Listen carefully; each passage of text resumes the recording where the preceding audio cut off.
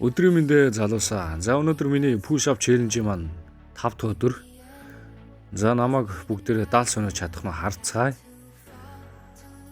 За анх эхлэхэд бол маш хэцүү байсан. Эхний өдөр 50 сунах бол үнэхээр чанга байсан.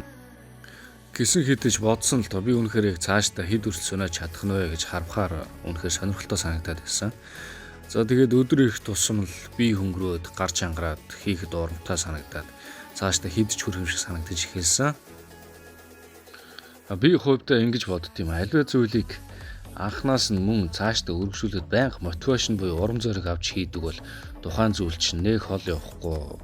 Тэгээд ч та залхаад юу н хайждаг гэж боддог. Харин тухайн зүйлийг аливаа эхлүүлсэн зүйлээ өдөр тутам баг маш тууштай хийж эхлэх юм бол ямар ч зүйл явцтай амжилтанд хүрнэ гэж боддог.